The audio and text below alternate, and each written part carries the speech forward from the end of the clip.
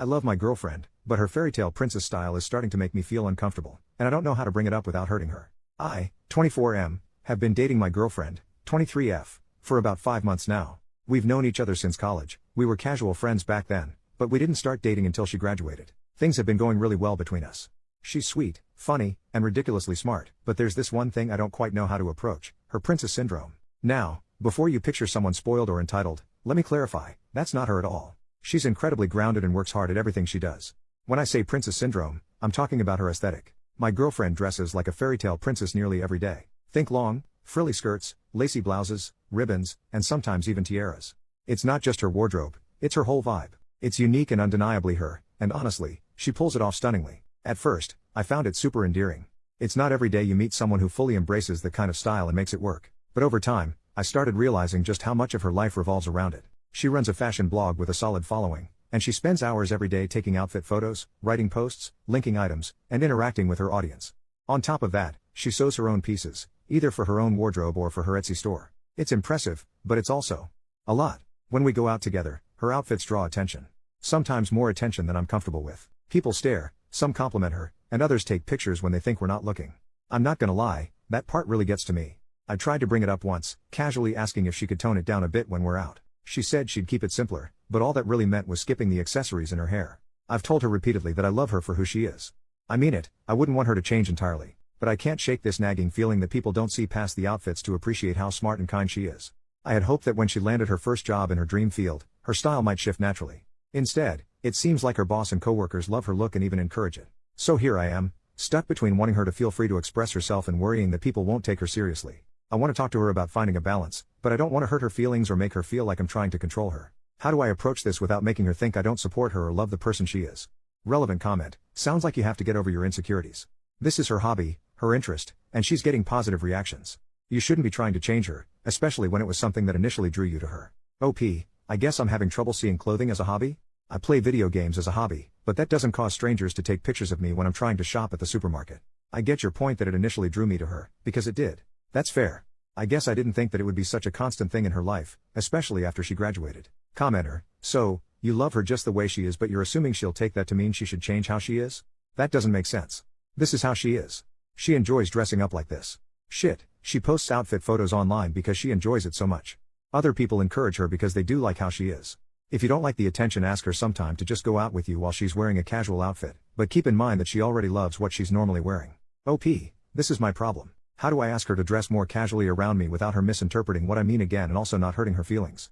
I can think of ways to say one half of that, but it doesn't work with the other half. Commenter: if you love her the way she is, why do you want her to change? Just curious. OP, she doesn't need all the frilly stuff, she'd still look like a princess. And it's one thing for an artsy college student to dress alternatively, but she's a 23-year-old woman now. I feel like her clothing masks how smart she is and makes her appear shallow. Is it for attention?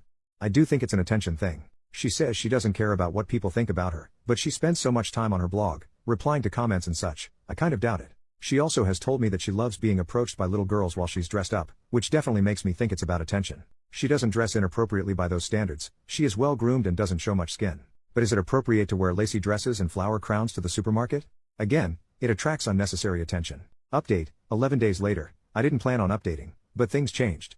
I realized from my last post that I needed to be more supportive, but also communicate on how she could dress down on certain occasions so we could both be comfortable. Well, I never got a chance to talk to her about it. Last week she called and wanted to stop by my apartment after work. When she got there I offered to make dinner, but she said she couldn't stay and we had to talk. I jokingly asked if she was breaking up with me, and she looked really guilty. You can see where this is going.